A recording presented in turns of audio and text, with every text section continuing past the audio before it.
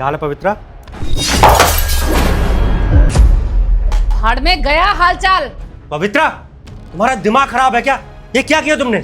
मुझे आपसे कोई बात ही नहीं करनी, मुझे यहाँ नौकरी नहीं करनी। हिसाब कर दो मेरा। अगर नौकरी नहीं करनी तो मत करो, लेकिन मैं तुम्हारा बॉस हूँ और तुम मेरे सामने ये सब हरकतें कर रही हो। तुम्हें शर्म नहीं आ रही? बॉस हो तो क्या करूं मैं? बॉस होंगे आप अपने घर पे। यहाँ मैं काम करती हूँ और आप मुझे उसकी तनख्वाह देते हो। समझ में आई बात? और अब मुझे यहाँ नौकरी करनी नहीं है तो मेरी तनख्वाह मुझे दे दो। देविका, ये किस तरीके से बात कर रही है? क्या दिमाग खराब हो गया क्या?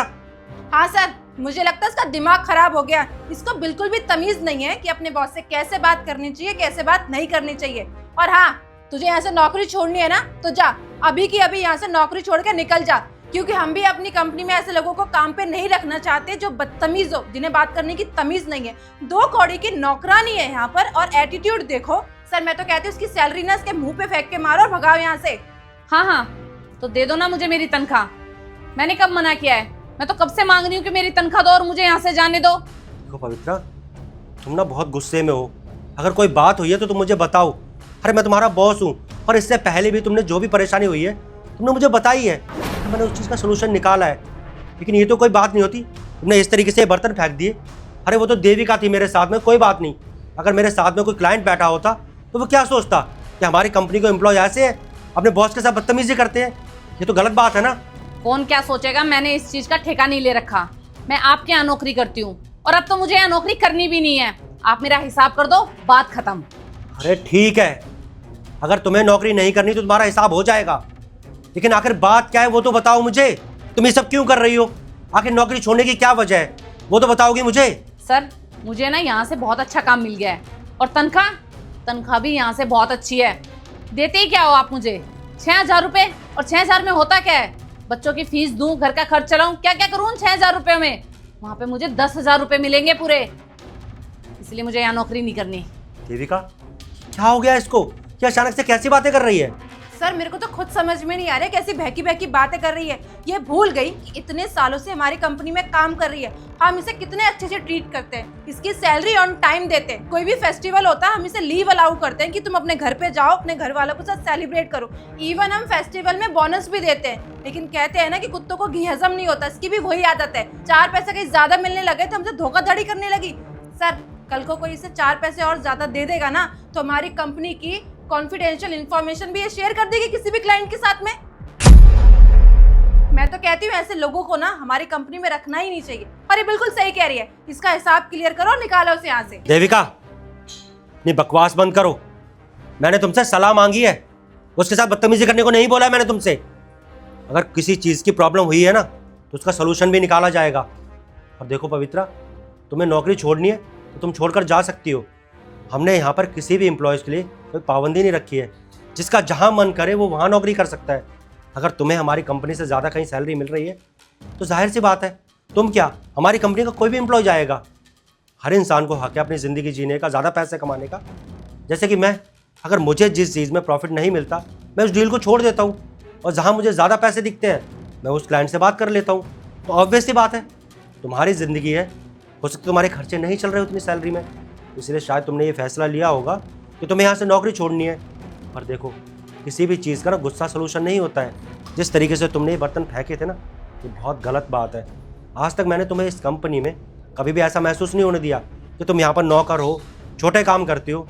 हमेशा तुम्हें अपने बराबरी में रखा, अपनी बहन का दर्जा दिया है मैंने तुम्हें, और सैलरी भी टाइम से देता हूँ। तुम्हारे घर में कोई दिक्कत होती है तब भी तुम्हारे साथ खड़ा रहता हूँ मैं। अगर तुम्हारे साथ कोई प्रॉब्लम थी तो तुम आराम से आके मुझसे बात करती ना, मेरे साथ में बैठती, मुझे बताती कि सर मुझे ये प्रॉब्लम हो रही है यहाँ पर, तो मैं देखता शायद तुम्हारी सैलरी बढ़ा भी देता। सर आप इतनी देर से इससे प्यार से बात क्यों किए जा रहे? देख लिया ना आपके प्यार का नतीजा। इतनी देर से आप प्यार से पूछ रहे हो कि क्या प्रॉब्लम है, क्या प्रॉब्लम है, लेकिन मैडम जी का तो एटीट्यूड खत्म ही नहीं हो रहा है। यूं नहीं कि सर को क्या प्रॉब्लम है बता दे, आप तो उसे अपनी बहन समझते हो। देख लिया बहन बनाने का नतीजा। मैं कह रही हूँ आप अपना टाइम वेस्ट कर रहे हो। अगर आपसे नहीं हो रहा ना तो मैं एक काम करती हूँ, यहाँ पे सिक्योरिटी गार्ड को बुलाती हूँ और इसको यहाँ से धक्के मार कर निकलवाती हूँ मैं। बहन बोलने से कुछ नहीं होता, बहन मानना पड़ता है, बहन बनाना पड़ता है। और आप लोग देते ही क्या हो? 6,000 रुपये। साल के जो त्योहार होते हैं उसमें सिर्फ 500 रुपये पकड़ा देते हो। पिछले 3 साल से मैं यहाँ नौकरी कर रही हूँ, 1 रुपया भी बढ़ा है मेरा। वहीं की वहीं मेरी तनख्वाह है। मैं इस तनख्वाह में गुजारा नहीं कर सकती, इसलिए मुझे ये नौकरी छोड़नी है। देखिए सर, मैं ना आपकी बहुत इज्जत करती हूँ, इसलिए मैं आपसे प्यार से दरख्वास्त कर रही हूँ कि मुझे आपके यहाँ नौकरी नहीं करनी है। आप मेरी तनख्वाह मुझे दे दो और मुझे यहाँ से जाने दो। ठीक है, अगर तुमने फैसला कर लिया यहाँ से जाने का, तो मैं कौन होता हूँ तुम्हें रोकने वाला। कोई बात नहीं, तुम्हें हिसाब चाहिए ना, तो मैं कर देता हूँ तुम्हारा हिसाब। बैठो। देविका, चेक और कैश दो।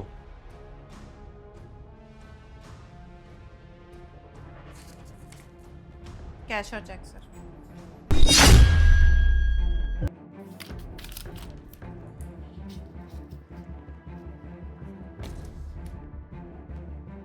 ये लो तुम्हारी सैलरी।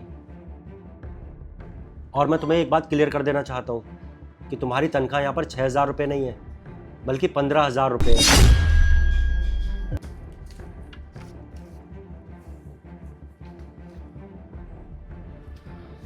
और ये लो तुम्हारी अमानत, 1.5 लाख रुपए का चेक है ये। और तुमने जो छुट्टियाँ की थी ना, उसके भी मैंने पैसे नहीं काटे हैं, वो सब मैंने इसमें ऐड कर दिया है। रखो। लेकिन साहब, ये रुपए कहाँ से आए?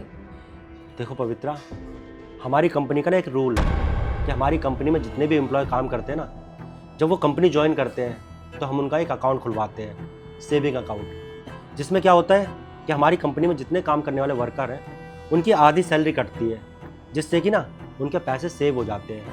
और तुमने पीएफ का नाम तो सुना ही होगा ना, तो तुम्हारा पीएफ कटता है, जिससे क्या होता है कि अगर तुम्हारे हर महीने 4,000 रुपये कट रहे हैं तो 4,000 रुपये कंपनी के फंड से भी जाएंगे, तो वो डबल हो जाते हैं। तो अब तक तुमने जितना भी काम किया है उसके तुम्हारे 1.5 लाख रुपये बनते हैं। अब तुम्हारी अमानत है, अब तुम यहाँ से काम छोड़कर जा रही हो, तो मैं ये रख कर क्या करूँगा, तो सोचा कि तुम्हें दे देता हूँ। देखो पवित्रा, मैं जानता हूँ कि जो मिडिल क्लास लोग होते हैं ना, उनके घर पर पैसे जुड़ते नहीं हैं, इसलिए मैंने ये नई पॉलिसी निकाली है कंपनी में कि जो लोग यहाँ पर काम करते हैं वो जब यहाँ से रिटायरमेंट लेकर जाएं तो उनके हाथ में एक अच्छा खासा अमाउंट आ सके, जिससे कि उनकी ज़िंदगी थोड़ी आसान हो जाए।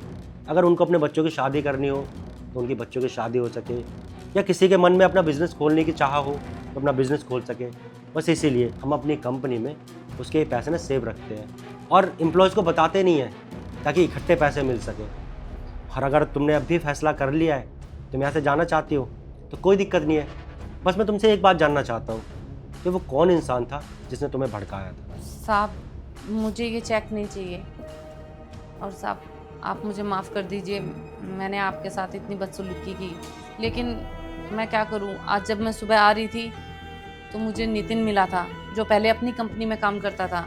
उसने मुझे आपके खिलाफ़ भड़काया और कहा कि मैं उसकी कंपनी में जॉब कर लूं, वो मुझे 10,000 रुपये देगा। और बस मैंने उसकी बात मानकर आपके साथ ये सब कुछ किया।